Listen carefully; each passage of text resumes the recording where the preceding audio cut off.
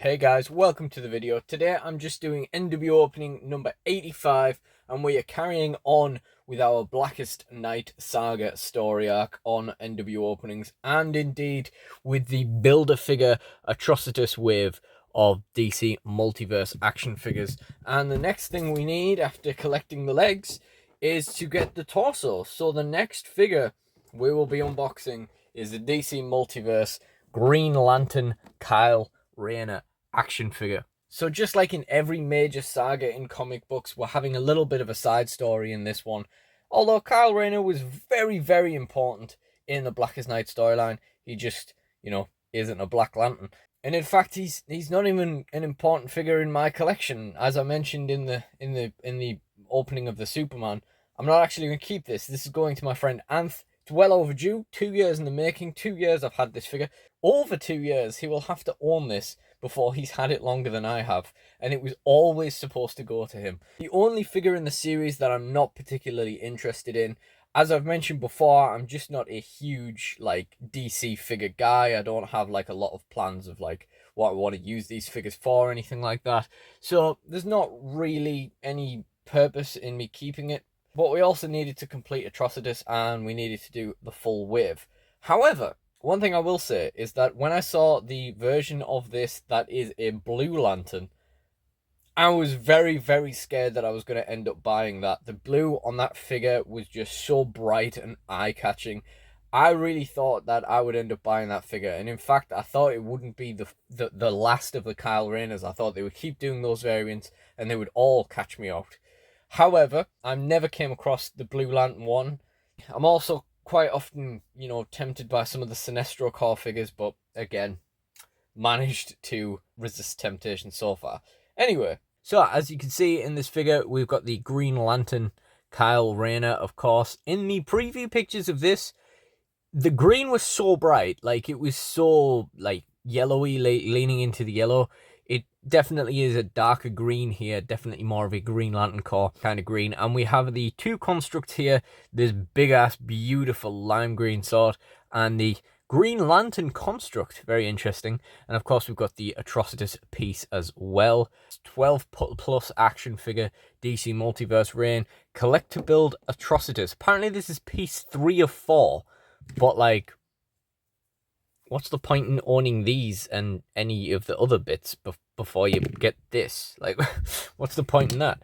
Anyway, on the rest of the wave, of course, we have got the atrocitus Build-A-Figure, and we have got the Batman, which we will be unboxing next, I believe. Deathstorm coming last. We got the Kyle Rayner, and finally we have the Superman, which is already done, and you can check that out in the end screen. And yep, we just got Green Lantern Kyle Rayner on the side, the Blackest Night logo on the top, and that's more or less everything. So all we've got to do now is get into the thing.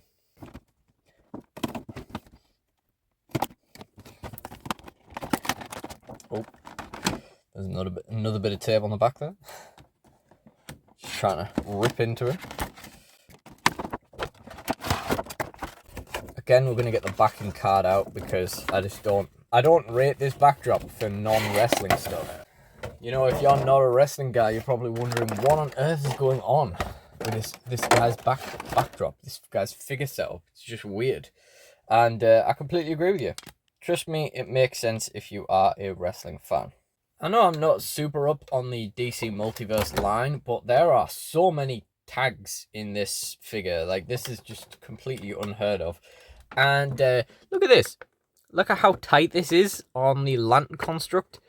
And there is no how am I cutting into that? How am I gonna? I mean, I guess I have to really might be able to just snap it, but then I don't want to damage the lantern either. Actually, yeah, I might just stretch it out there. That'll do. Okay, cool. I like how I cut the atrocitus tag out and it just hasn't. It's just it's just held in anyway.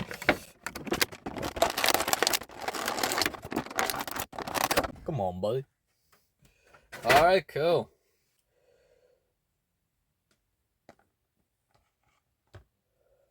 Yeah, first impressions. Let's take a little bit of a look at the figure and see what we're working with here. So, First of all, you know how I said that thing about Sinestro Corps figures and different versions of Kyle Rayner? Well, I kind of feel like this head would really suit a Parallax Kyle Rayner. Like, he has this really menacing expression. Like, you know, this guy doesn't really. This expression doesn't scream Jesus of the Lanterns. It screams Parallax. The hair is really nicely molded though. There's some really nice detail on there. Of course, you can see a little bit of glue on the front there as well. On this side, it's glue. This side, I guess, actually, maybe that side is more. It kind of looks like maybe that's just a glossy finish on those front pieces of hair, but yeah, it definitely just looks like there's super glue spilled on it.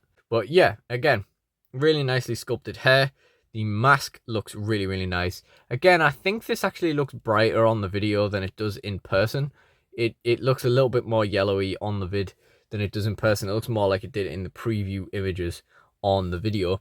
We've of course got the Green Lantern outfit with the Green Lantern logo over his breast, the green ring in his hand, and unfortunately these rubber trunks for the crotch piece, which, you know, I discovered in the Black Lantern Superman unboxing, that I really don't like this. And I was kind of hoping that, despite the Black Lanterns being the ones that I wanted the most, of course, I was kind of hoping that this was something that was just reserved for the Black Lanterns, like the Black Lantern outfit, but no, unfortunately, apparently not. And of course, we've just got the black trousers all the way down. Really nice detailing all the way down as well. And the green boot at the end. In terms of articulation, we've of course got the head swivel, but the neck turns as well. Maybe it doesn't. The head looks like, and the neck looks like it turns. Maybe it doesn't. It's also a very different color. Like, that's a real shame. It looks like he's, you know, he's put like a white foundation over his entire face there, because his ear and neck are a completely different color. But I guess when he's looking forward, you can't really see it all that much. In terms of articulation, we have the inside shoulder joint as well. It's not super great, but it's better than nothing. And we've got the regular shoulder joint, which has your full range of movement there as well. Of course, we've got the bicep. In theory, we've got the bicep. That is incredibly stiff.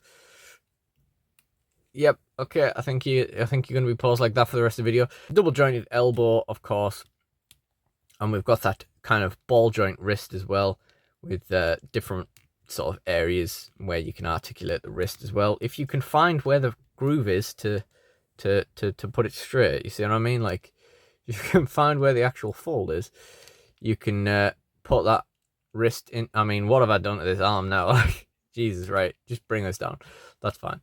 Okay, of course we've got the same on the other arm. The torso joint, we can go kind of side to side and kind of forward and backwards, but there's no ab crunch or anything like that. It doesn't really go all that much in any direction, to be honest. And of course the waist is limited by those rubber trousers. But I mean, you know, it is movable. You just kind of have to force it. The rubber crotch piece is my main criticism of these figures, to be honest, because I mentioned in the Superman one, this just feels like, you know, if you were handling it, these bits would just gradually get, like, dragged on. And it is rubber, so eventually one day it will perish. And at the end of the day, that's not really an ideal thing to you know, to exist, quite frankly. You know, it's you know, as a figure collector, it's the kind of thing that you just think about every now and then. You just think, oh, it's such a shame that that's going to happen. So the leg goes up and it also goes out.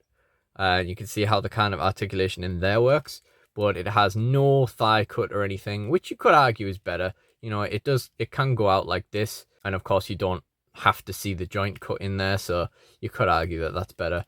Again, really weirdly shaped knee joints, but we got the double jointed knees.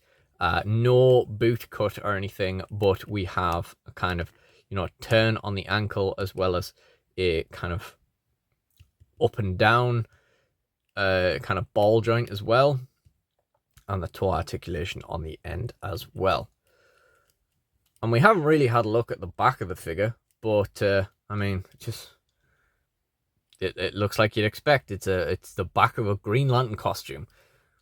Aesthetically, these figures are really nice. I just really don't rate this rubber crotch piece at all. As for accessories, of course, we have two really cool accessories. We have this Green Lantern construct sword. I do apologize. I know that this is a particularly kind of intricate piece of light construction, so I apologize if there is a name for this, but I do not know what it is.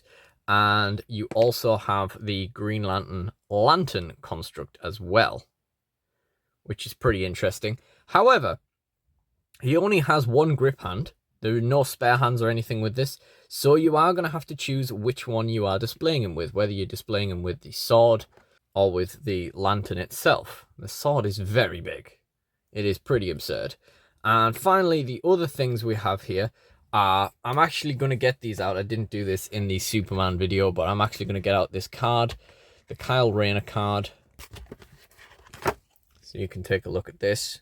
It's somewhere between a poor quality and a good quality kind of trading card. Like if this would be quite a thin tops trading card, but you know, it's a bit thicker than your average throwaway inclusion piece of landfill. We've got a Kyle Rayner data file on the back there. Oh, so it's actually Hal Jordan that goes to Parallax. That's kind of ironic. I mean, Kyle Rayner's obviously gone over to Parallax in the past as well, but yeah, apparently it's Hal Jordan going to Parallax that starts the whole thing off for Kyle Rayner. And then we're going to get this base out as well, because again, I didn't really talk about this in the Superman video, although I did talk about this slightly in the Black Hand video. But this base that they include, this is plastic waste. This is such garbage. You can see how thin it is. It really is like really thin, really flimsy.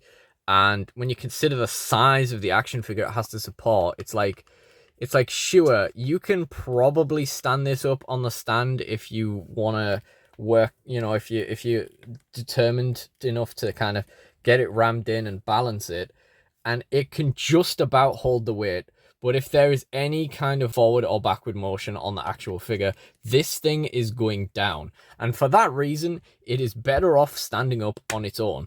But if you insist on using your DC stand plastic waste landfill to display your Kyle Rayner, then I would recommend that of the two constructs, you choose the lantern to display him with, because the sword is just going to pull him over even further. More or less, yeah, it's a cool figure. I think I do think the expression is a bit menacing, and I do think that this crotch piece in general, in terms of the DC Multiverse line, I think this is really bad design. I really do, and I think Todd McFarlane should be doing better, because I think he should know better than this. You know, it's not like he's not aware of what goes on in Geekland. It's not like he's some kind of big corporate dude who has no idea, you know, what people will want in action figures. And one thing they would like is to know that if they get that far, they can look at this in many years' time. It'll still be there, rather than this being all ripped or, you know, coming away or anything like that. But other than that, it's a pretty cool figure. And on a shelf, until that rubber goes, it's going to look pretty cool. I mean, I would be tempted to wonder, like, what is underneath it, because maybe you'd be better off without it. I don't know. Anyway, we're going to round up this video by putting together the next piece of our Atrocitus Build-A-Figure. We've not really done much with it so far, because we only have his enormous legs, which don't even have a crotch piece, so it can't even like stand up of its own volition or as we stand. But of course, we get the huge torso piece with Kyle Rayner. And this thing's very interesting, considering the lack of articulation here. This torso on Atrocitus is 3 pieces. So he kind of has the top bit, which kind of has the same... Actually, that's really... There's not an awful lot to that. But he has this lower piece that moves like crazy. And his rubber crotch piece looks like it could come straight off. Like, that could literally just slide off. You could just have a piece of Atrocitus's ass. You know, you could just help yourself to that.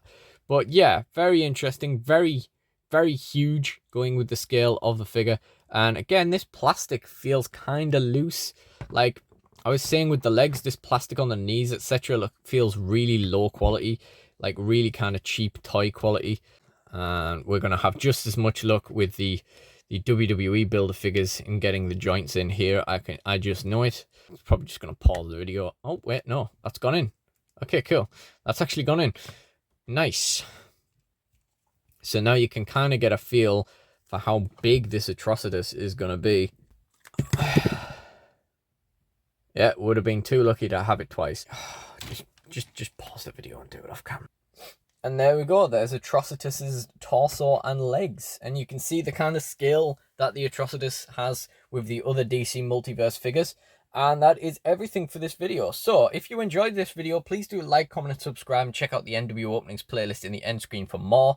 And the previous videos from this wave also in the end screen. This was supposed to be a quick film it, cut it, done one. And I still ended up rambling on for ages, so I do apologise for that. I would like to get the length of NWOpenings down now that it's well over 10 minutes every video, especially for the people who are watching for the first time. So yeah, I do apologise for that. But that being said, I really do appreciate you guys joining me. So thank you all for watching, and goodbye.